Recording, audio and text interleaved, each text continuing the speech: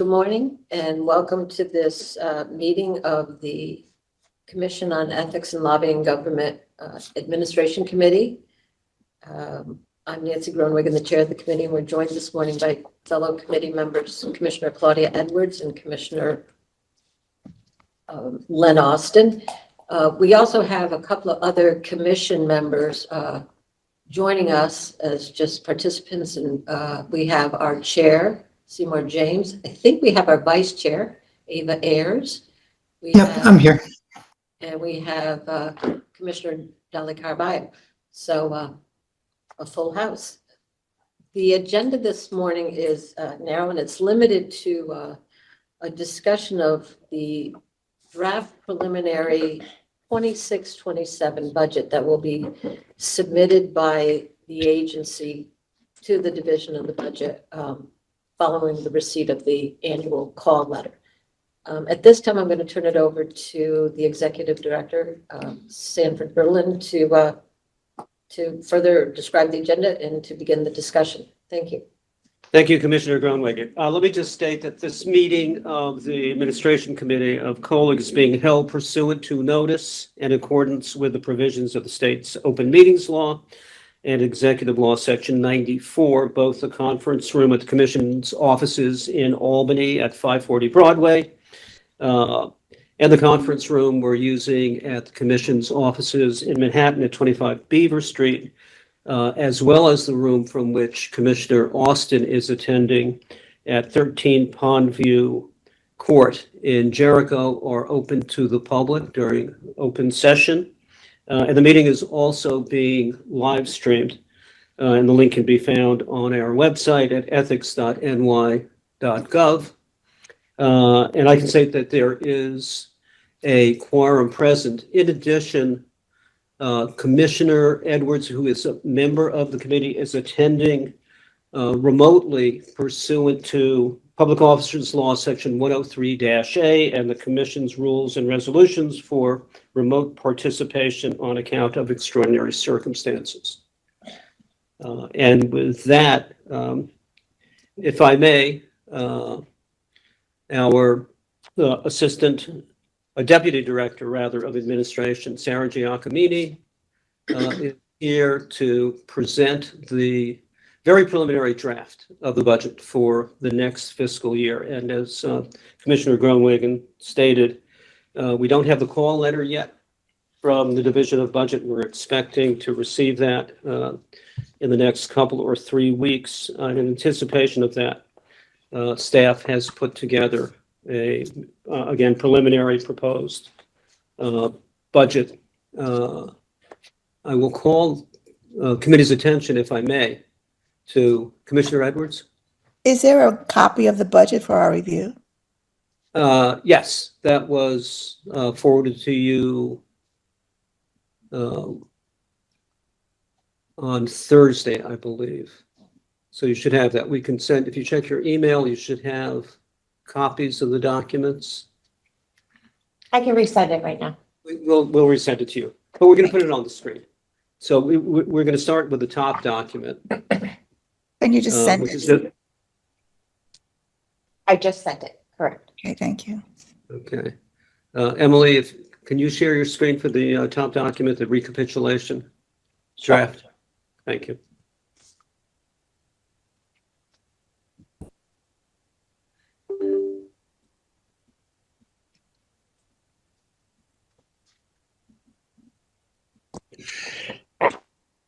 Here we go. We had it.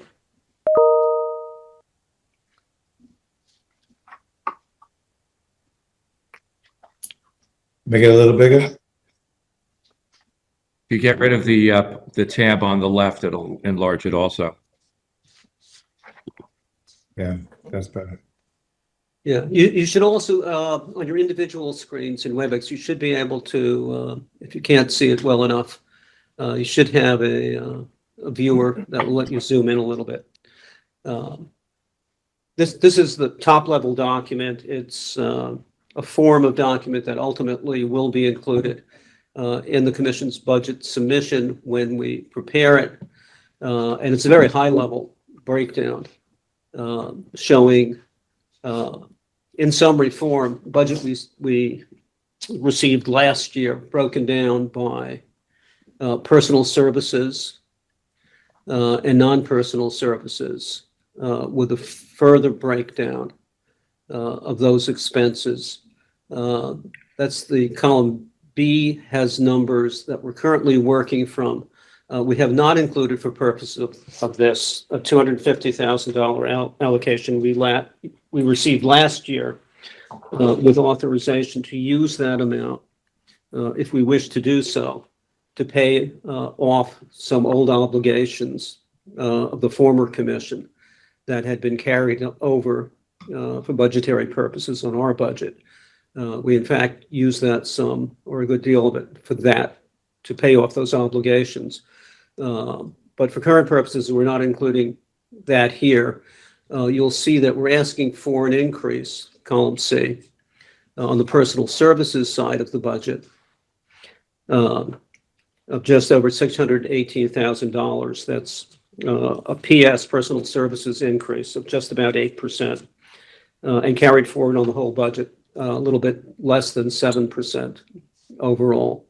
If we include the $250,000 that we received last year, that was somewhat earmarked, but not exclusively, then we're coming in at a little less than 7% on the ask.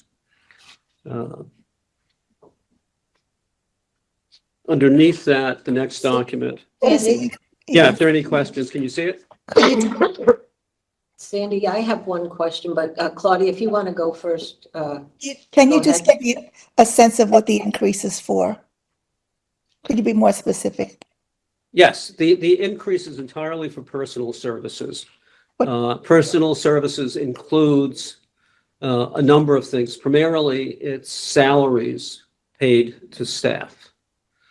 It does also include commissioner per diems. We have included in our projection a hypothetical, if you will, general salary increase of 3% that would be dictated by the state, if that is forthcoming in the coming year. And we've also included a projected amount for performance advances. It's based on our having a full complement of employees filling out the entire expanded staffing plan. So the number that you're seeing, that $618,500, includes going to the additional costs of going to a full head count of 68. We're currently projecting at this point getting to a head count of 66. And you'll see that as we get into the detail on the personal services side. So currently, based on the full head count, our payroll for this year would have been $7,686,000. We didn't achieve that full head count. We haven't achieved it yet. We anticipate getting to 66 before the end of the fiscal year, and possibly to 67.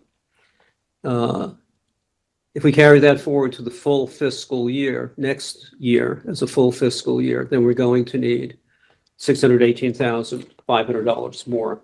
And again, that's assuming a 3% increase across the board, general salary increase, and performance advances that vary from individual to individual, depending upon where they are Okay. in their particular band, in their job classification, and in their pay category. Thank you. Okay. Okay, thanks. Sandy, Yeah, go ahead. my Commissioner Grundy. question, my question was, you stated that the $250,000 was not included, and I think I heard you say that money was earmarked to pay off obligations of the prior Right. ethics agency. So those obligations, are they fully extinguished now? They should be. They should be. Okay. So There's no reason to have included it because there's no reason to expect Correct. we would get that again. So. Again, yes, and that's why we haven't included it. However, in gross, if we were comparing the current fiscal year's appropriation to what we expect to pay in the future, there is a question. Although we were given leave to use that $250,000 to pay that old obligation, it wasn't necessarily exclusively for that. So. What was it used and- for? It was used to pay that obligation. And that obligation was, And there's a little bit left over from it. That obligation originally was somewhat less than the $250,000. The legislature may have been concerned about interest or whatever. Other charges might have been associated with that. and what But was that? ultimately, What did the payment go to?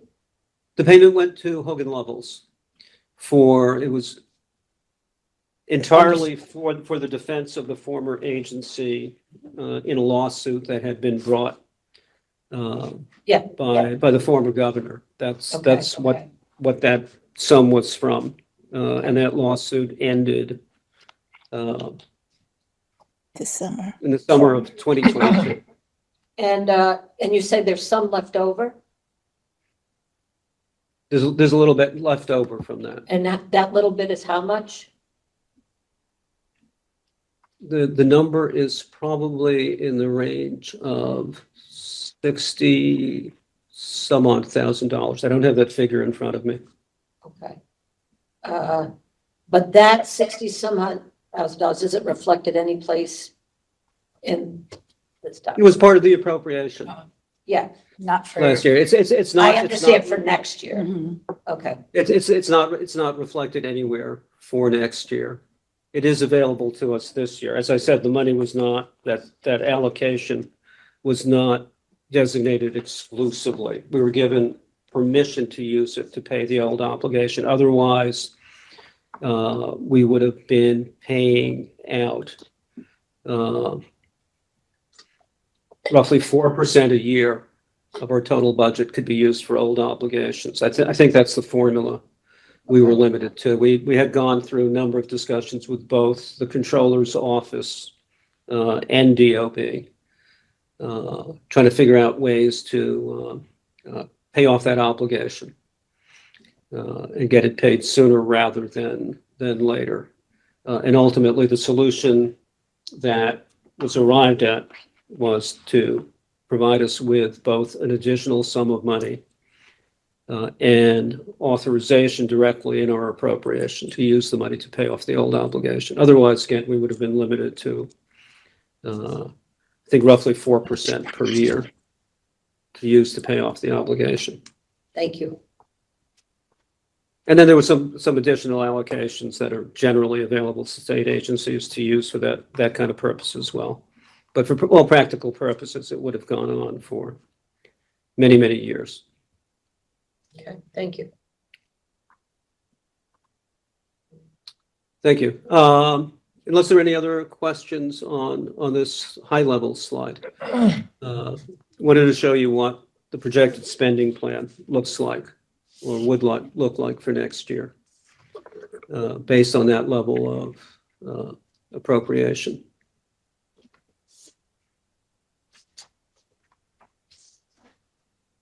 Okay.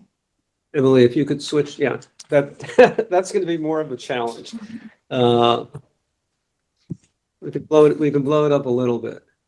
But commissioners, I think at your end in WebEx, you should have a little tab just above it that will allow you to zoom in. Where is the tab? Over the picture. Oh, I see. Where it says percentage, got it, thank you. Yeah. Okay. All right, here you'll see the same numbers we've been talking about, but spread out over a longer period of time, with the 12-month spend projected against both personal services payments, and we're assuming headcount remaining the same for the entire fiscal year. So essentially, for the first time in this agency's existence, we will be at a static headcount for the fiscal year. So we're not going to have the kind of bumpiness on the personal services side that you've seen in the past. Yes. So do you anticipate having the 68 at the beginning of the fiscal year on April 1st? No, we're anticipating we will get to 66, and we'll go through the personal services projection of the staffing plan. We're at this point holding back on filling 2 positions. We have 1 position in the investigation and enforcement division that we may be reclassifying from an administrative position to a legal position at some point during the year. And that's going to depend on an assessment of activity and what the balance is. But at this point, we didn't want to commit to filling that position administratively if it turned out the need would be greater on the legal side as we moved through the end of the second half of this fiscal year. We also have a position in the financial disclosure unit that we haven't filled yet. And again, we're waiting to see what our needs are on that side of the ledger before filling that position. We may want to reclassify that into either the compliance audited review group at some point or leave it in financial disclosure. So we haven't made a final determination. So we're not currently recruiting for either of those positions. We do want to keep them in the staffing plan at this point. We're authorized to go to 68 individuals in the agency. And that's been our authorized headcount for quite some time. But we don't want to fill those as they're currently designated. And I will come back to the commission with a plan for those 2 slots once staff is in a position to do that. But for now, we're anticipating starting the fiscal year probably with a headcount of 66, and then make a decision early in the fiscal year, or frankly, toward the end of this fiscal year about what to do about those positions. But the numbers you're seeing would assume 68. Sandy, Chair, James has his hand up as well as Commissioner Carballo. Okay. Yeah, I guess, so I'm not understanding why the personal services are the same throughout the year. Shouldn't they go up after like 2 or 3 months if you're adding 2 people? I mean, The budget was, yeah, I mean, prudently, we've structured the budget as 68 throughout the year. But we haven't made that final decision. So prudently, we're projecting for financial purposes, we're assuming that it's going to be 68 through the year. So But what the those 2 other positions will be is kind of up in the air. So we've left them the way they're currently classified. So the $607,000 is for 68 FTEs. Correct. Okay. It's Sandy, Yeah. and and the current budget is for 66 FTEs. So that, I'm just trying to understand, based on the chair's last question, that 68. the proposed increase is for an FTE count of 68, but our current budget is based on 68. the current budget, the one we're in now. The Right, new the- budget is 66. Yeah, the current budget is based on reaching by the end of the fiscal year. So the headcount we've been working with as a projection has been 68. I see. So as you Well, said earlier, the yeah. increase, Go ahead. I'm sorry, I'll let you finish.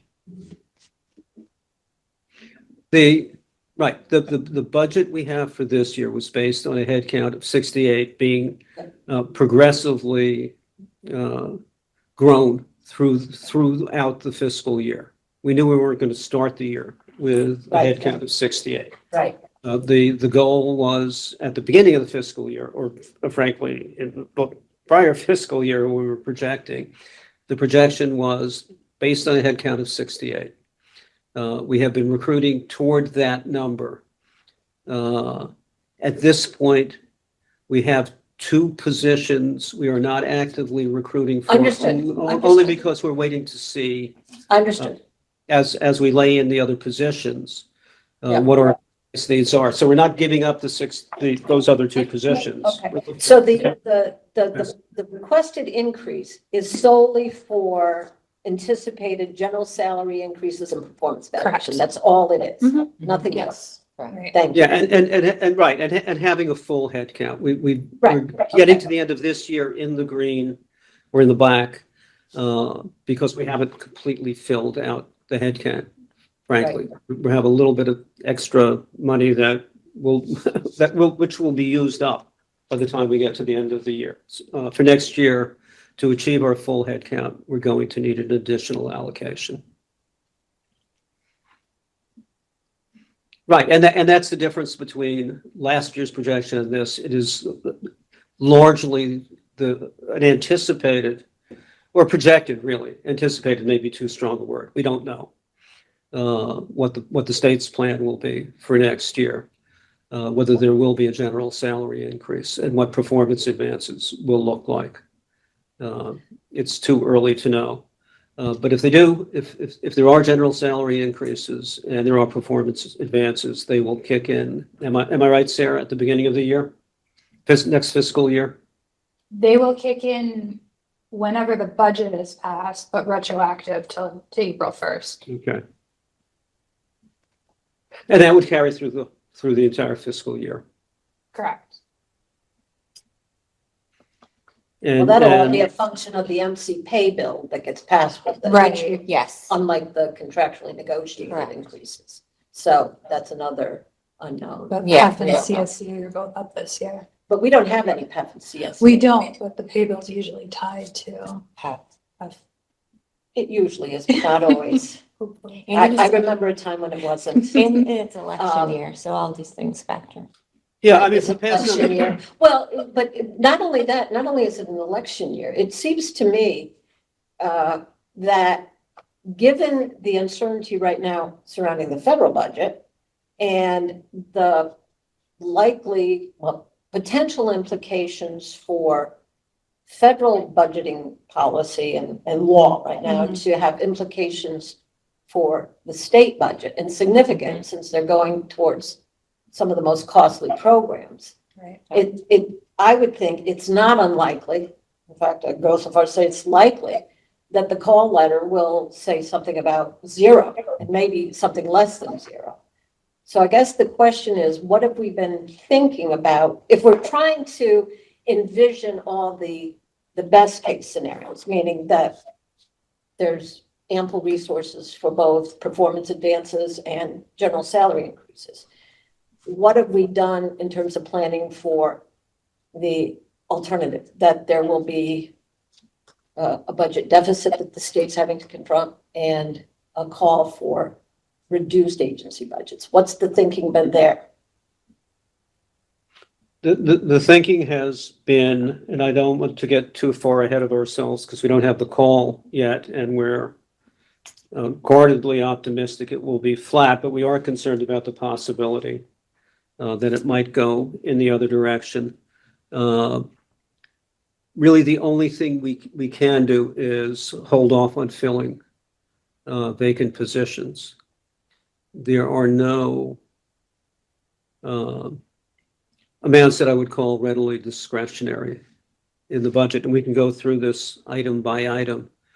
We have a little bit of a cushion. We do need more space. We are actively working with OGS to contract for more space in Albany, ideally in the 540 building. But that's a protracted process. We don't know whether that process can be completed or will be completed in the next fiscal year. So we do have some money in there that might not be used, and that will give us a little bit of a cushion.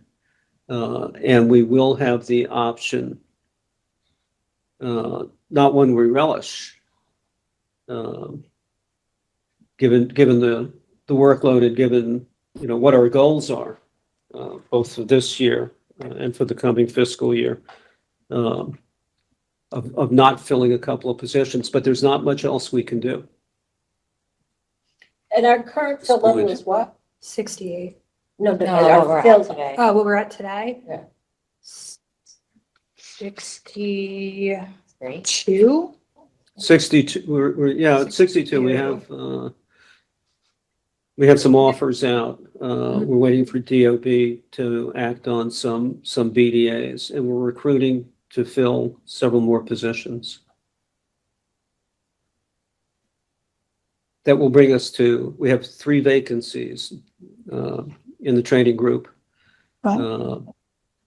At least one, we have an accepted offer in, Sarah, the BDA is in now, right, for the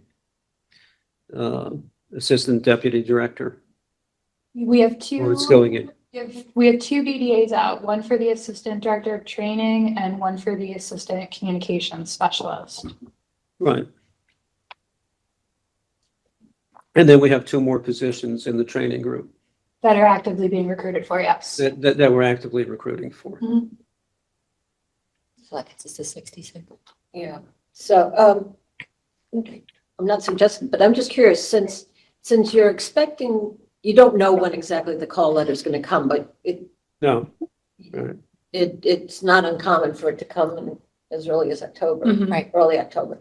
Does it make sense to just time the filling of any vacancies to have the advantage of seeing what the call letter says before we've incurred additional obligations that may have to be modified? It's just a question. Understand my experience when there's times of difficult budgets Mhm. is very different than a lot of people. I was dealing with budgeting for an agency during like from 2008 to 2010, and it was a period of ever decreasing budgets where every 6 months, my agency, at least at the time, received a instruction to cut further. And I don't know that that's what we're headed towards, but I just think it requires a level of different kind of planning.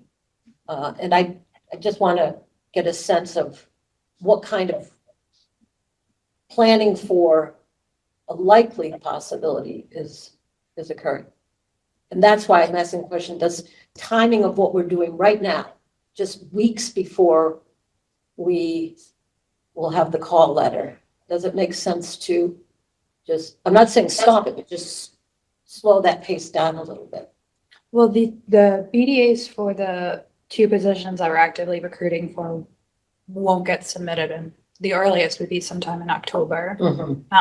There's not a selected candidate or a signed offer letter Okay. yet, so So it's kind of on its, Mhm. It's by- working through the process. Yeah. Thank you, Sarah. Yeah, so we effectively have 4 positions that we haven't pushed through at this point. We don't, it wouldn't make sense at this point until we see the call letter, not to be doing the recruiting in the training group. That need is kind of desperate right now, or at least critical, if not desperate. Last year, the call letter came October 1st. And just finger in the wind. We're kind of thinking we're going to probably get the call letter this year about the same time. But yes, we don't know. We're moving forward. You'll also see there's a delta between the number that we're showing you the spending plan that you're looking at on this slide. This chart is based on cash. The appropriation is higher than that total, as you can see. We're looking for 8.3 million. Spending is at it's under 7.9. Where is that? That also gives us a theoretical cushion. This past year, the delta between cash and appropriation on the personal services side was about 4%. And we're expecting the delta will be the same for next year. So there's some cushion in that as well. Commissioner Caraballo had her hand up. Commissioner, Yeah, you answered it Sid, initially, but I guess my question is, you do have room then with, in Albany for at least these two other positions at this point in time? We do. Okay. That was my question. It just seemed like you guys were maxed out already. Thank you. These yeah, I two- mean, Max. yeah, go ahead.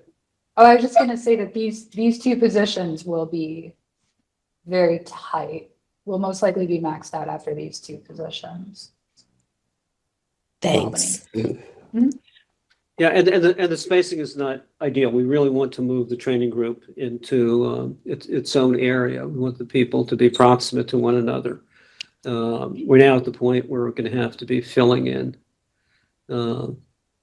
workstations, kind of spread around the floor.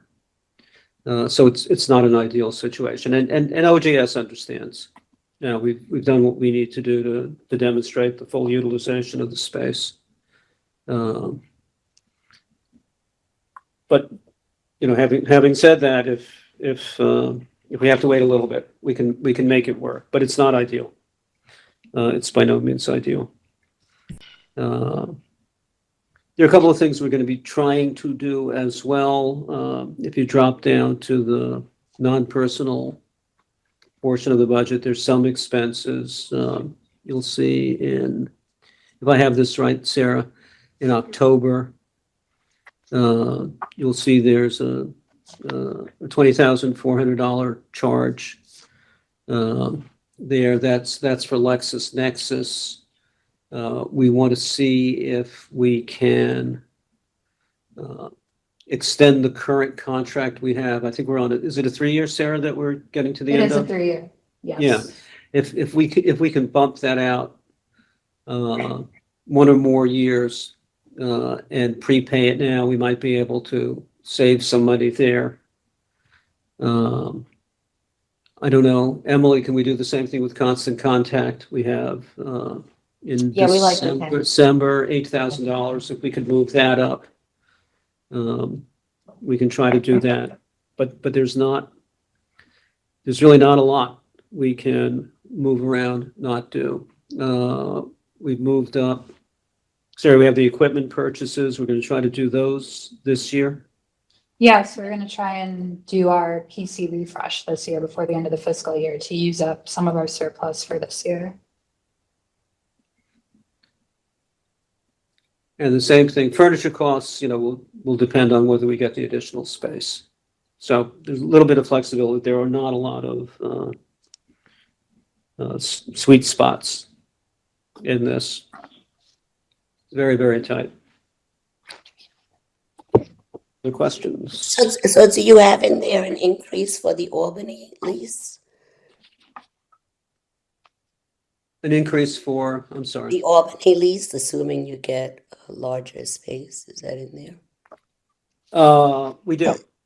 We've been carrying a projected increment Okay. in there. We don't because because we haven't gotten to that point. We've had to work with OGS to maximize the use of our current space before moving on to getting additional space.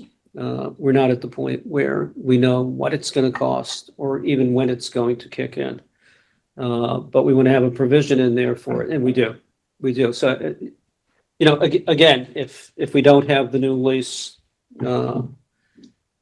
at the beginning of the next fiscal year, or even during the fiscal year, whenever it kicks in, we will have saved some money. We won't have the space, so we'll be making do until then. But we do have a provision for it. Thanks. Projected staffing, you have, this is the plan that the expanded modified plan that you've previously seen.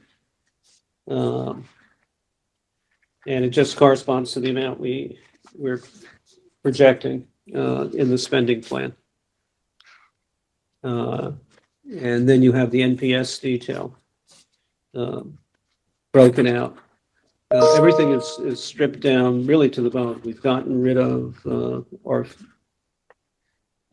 cars to the extent the investigators need to travel. They'll use their own cars and be reimbursed. If we have to, we can use rental cars, but we're not going to maintain our own cars. We've gotten rid of that, so that reduces our expenses somewhat. And that's the budget. It's aspirational. We're looking at, again, on the appropriation side, an increase of just under 7%. Sandy, could you take us through how this budget relates to our many different technology needs and what it means for those?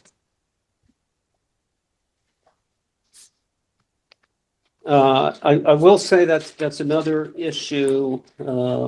We are in discussions, had a meeting with OITS and the chamber on Friday to talk about technology and support. ITS is under pressure to cut expenses as well. But in terms of technology, we have no new technologies in this budget. We have asked one of our projections for next year, projected activities, is to have ITS perform a technology audit for us, top to bottom, looking at everything that we have. As part of the comprehensive review processes, as commissioners know, we have been looking at what other agencies like ours around the country are using technologically. And in our wildest ambitions, there are lots of systems we would like to bring in sooner rather than later. But we're not at the point in the coming fiscal year of making those kinds of decisions.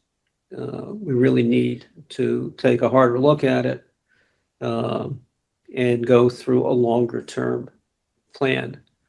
Right now, what we are looking at is ensuring that the systems that we do have the features they need so that we can do our jobs properly.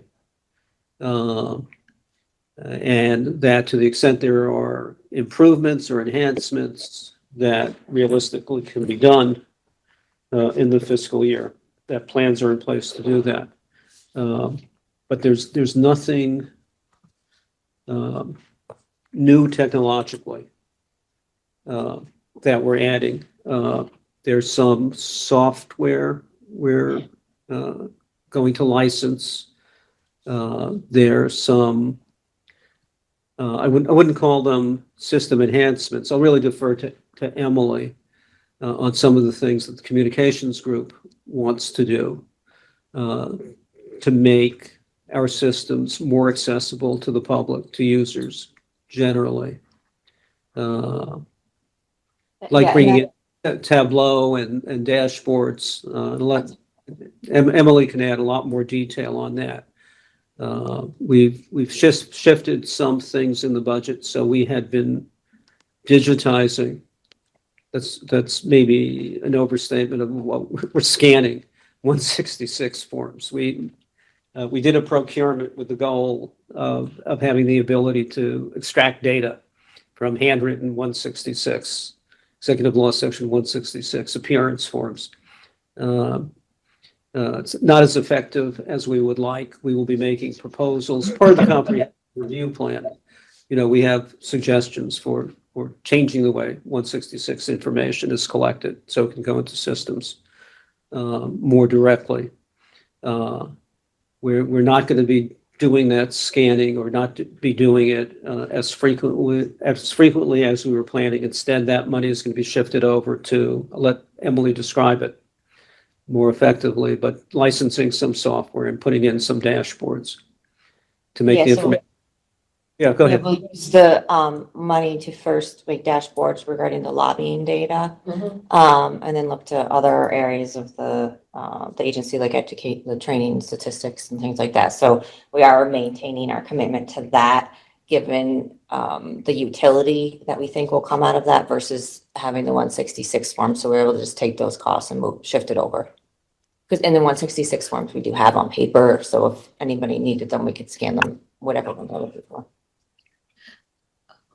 One thing, and I would completely defer to the chair on this, but I think it could be useful. I mean, technology, we at so many of our meetings, we're talking about how technology can improve what we do and make our work more accessible to the public. But I don't know, maybe I've missed it, but I've never seen a summary of our technology plan. We've got an education plan, we've got a number of different plans that the staff have prepared for us to kind of help us as commissioners keep it in a manageable framework, something we can think about. And I've never seen anything like a technology plan.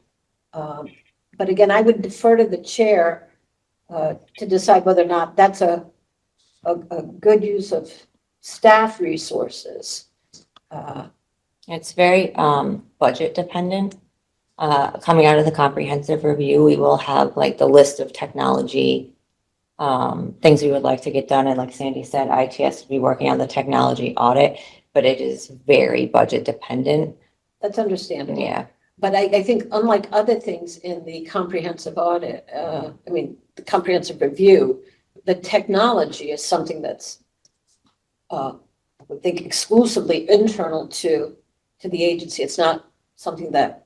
Yeah, we didn't put it out for necessitates- public comment. Yes, it doesn't Exactly. require public Exactly. comment. But we do have several of the proposals, basically everything that we're looking for in there, which would be like a new lobbying application and PSQ at some point, a new FDS application at some point. And is that all in the document we saw at the last meeting? Yes. In a roundabout way, yes. So like the proposal would be to, secure a new lobbying application framework, and go out for RFP on that. Same with FDS, same with auditing software that we wanted to Yes. get and add all that on. And so, yeah, that there will be a technology section that explains all that. I see. And in what we've been kind of talking about is like a future capital budget, maybe that would include the need for that because it will be quite an investment, Right, and I can. like assume- hundreds of thousands of And dollars. but I would think too that having that document though could be useful in the conversations with ITS Oh, about yeah. the technology audit. So. Oh, and yes, sequentially, we it put would say- together, the The list. first thing Yeah. that, if I were at ITS, I'd want to see this technology. Right now, we're focused with ITS on what we need them to do for our current systems, Mhm. because that's quite a long list, knowing that we're going to have them for at least, a few more years. Yeah. But yes, we have our list. So are the conversations with ITS now about the technology audit, are they for the current systems we have or for future systems? The current point of the outlets, technology, the point of the technology audit, this is something that frankly, good government groups have been pressing us to do. But it's also something internally that we are very heavily focused on.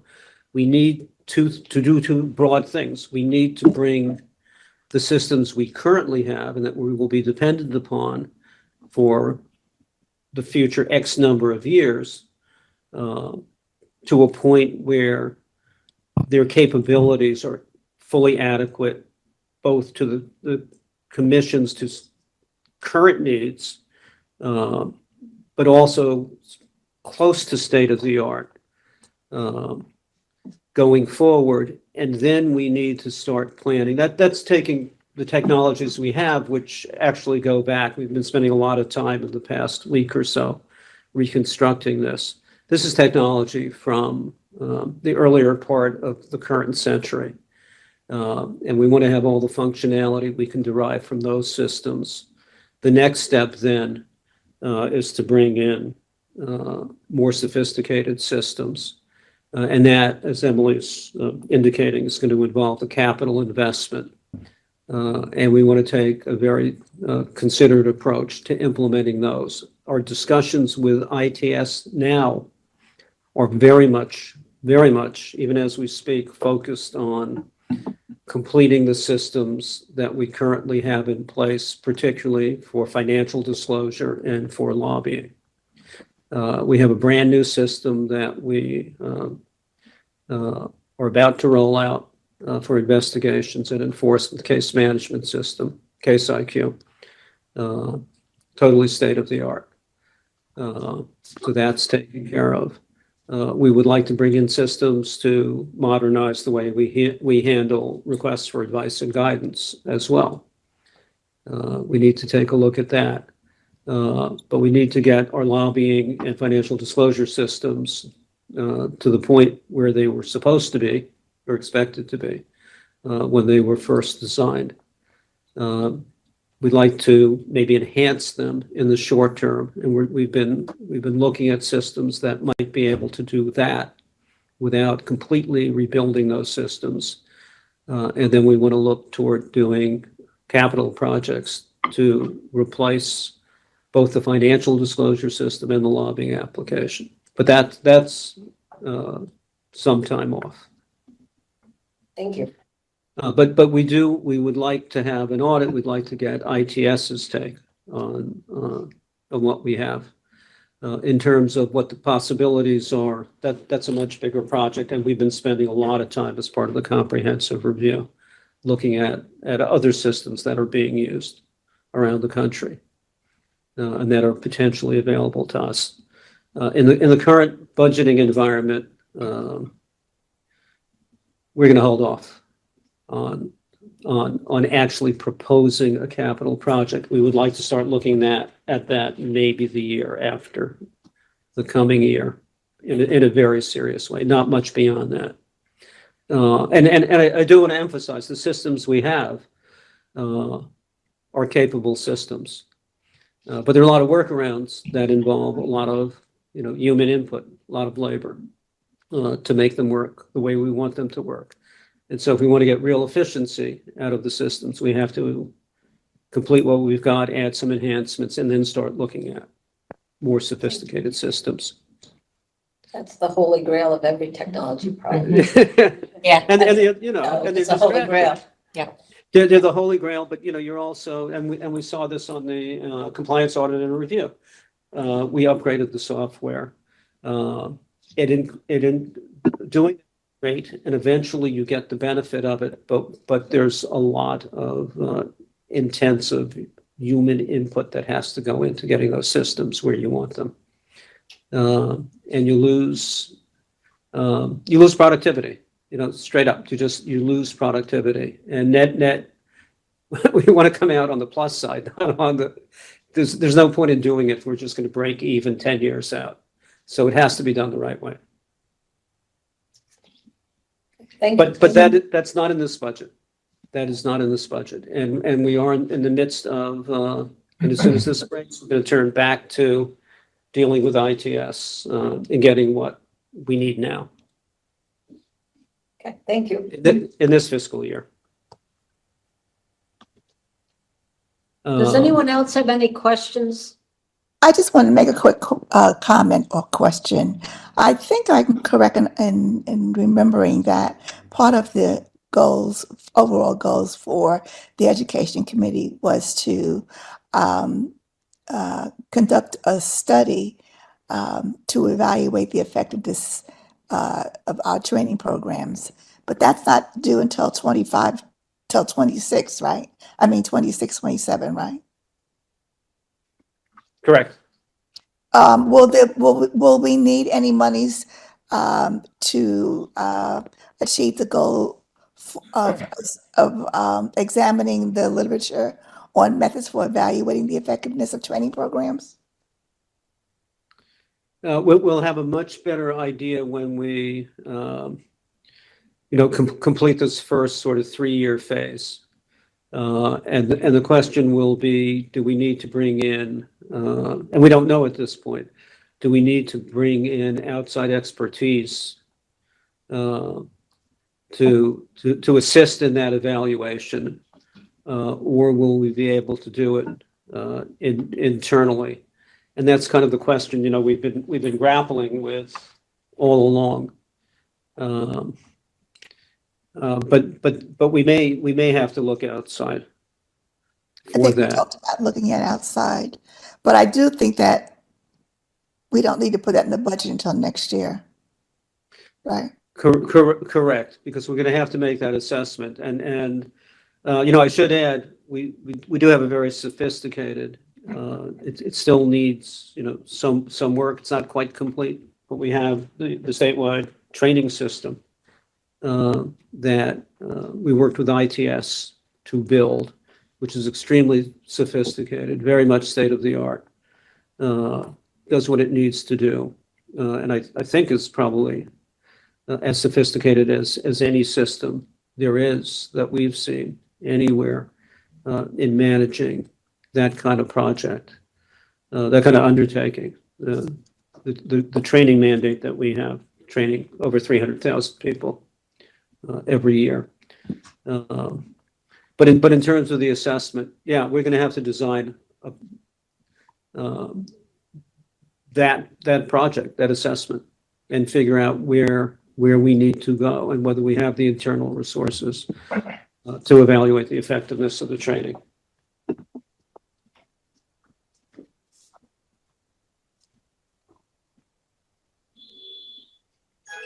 Any other questions?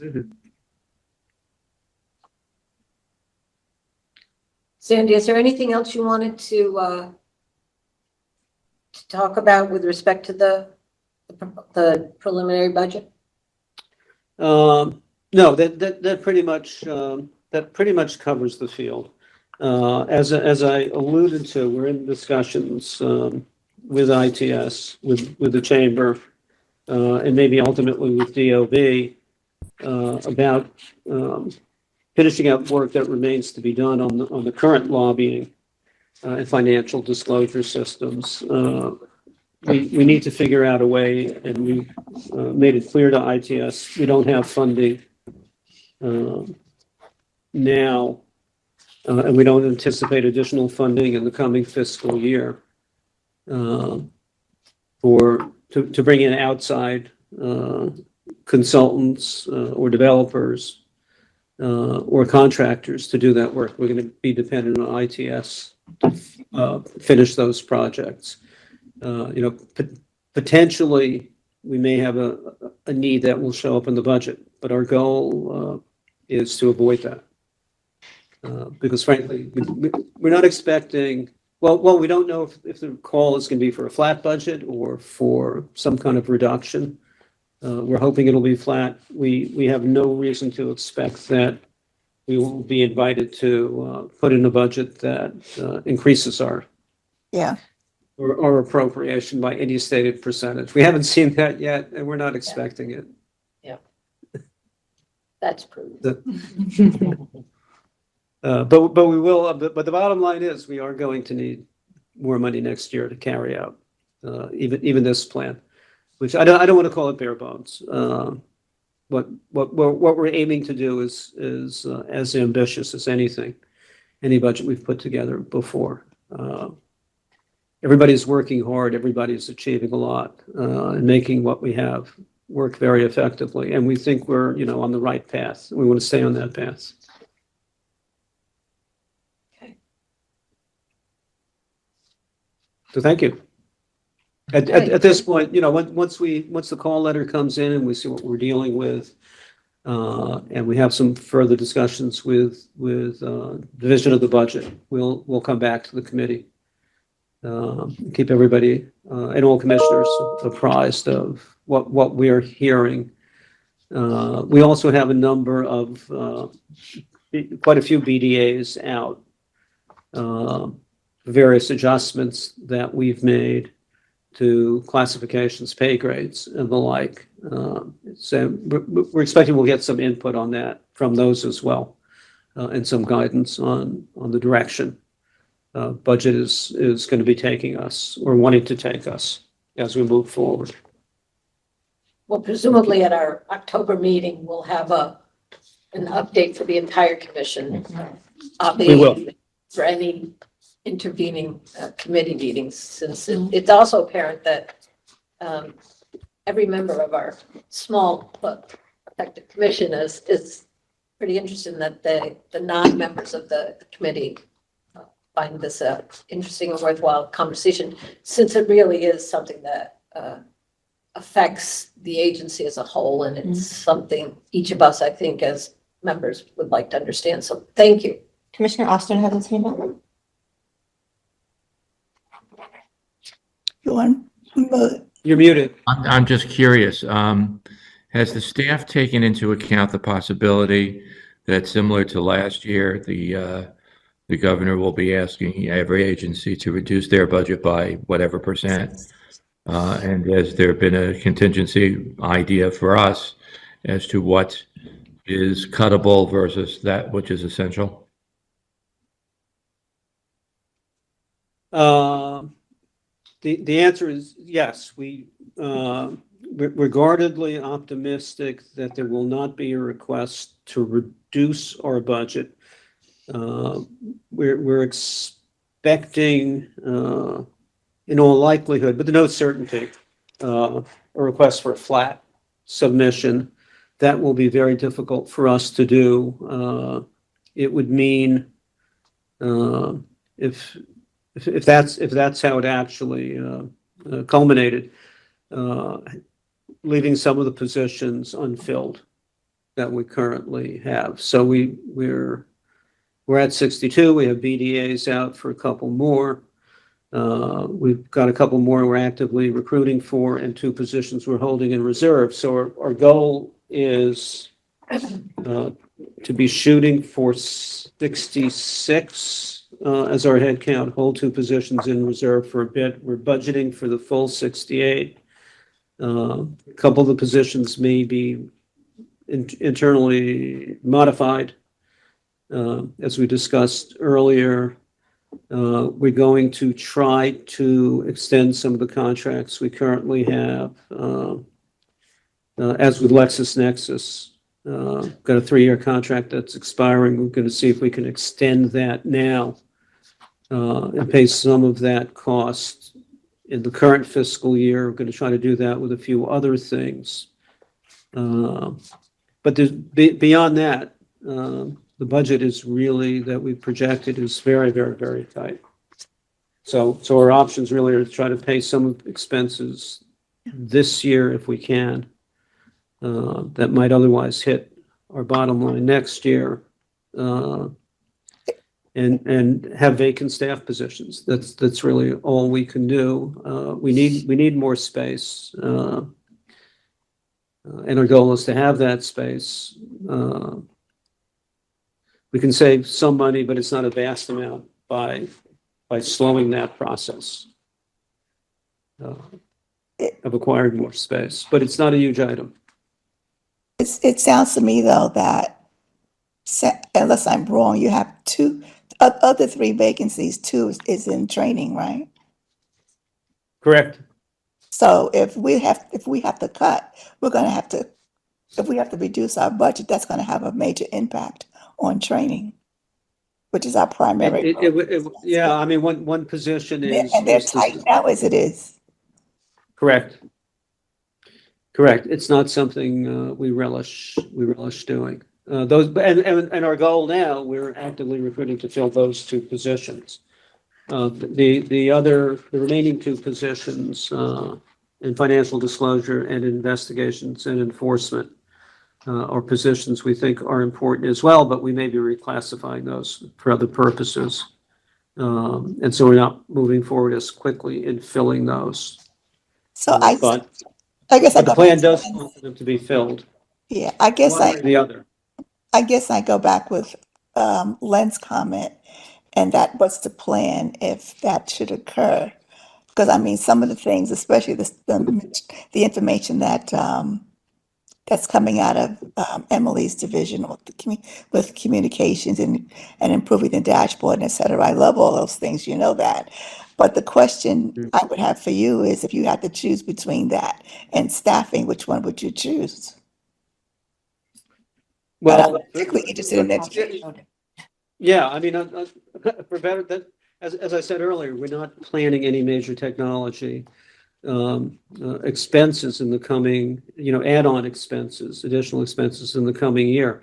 We created the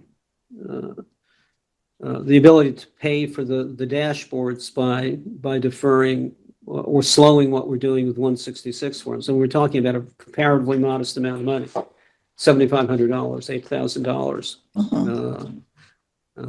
Even the lowest level position is obviously multiples of that. And I think historically, the way agencies, certainly the prior agency, dealt with diminishing budget is by not filling vacancies in staff. It's not a great option. Right. And we're working very hard to go in the opposite direction of filling those vacancies because we've got people doing more than their jobs in order to make up for the vacancies that we do have. And we want to increase our productivity and our output. So, I think for better, we have an extremely low attrition rate. So, whereas some agencies can save money and deal with budget cuts by not filling vacancies, we don't have a lot. We have, we have 4 positions at this point that aren't filled or spoken for by BDAs. And that's it. So we'll see.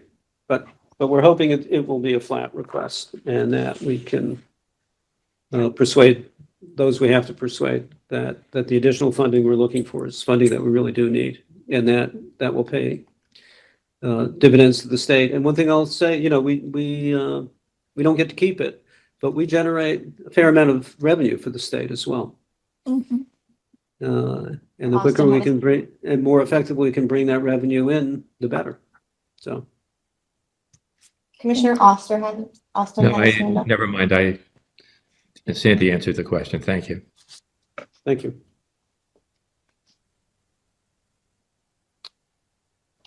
Unless there are any other.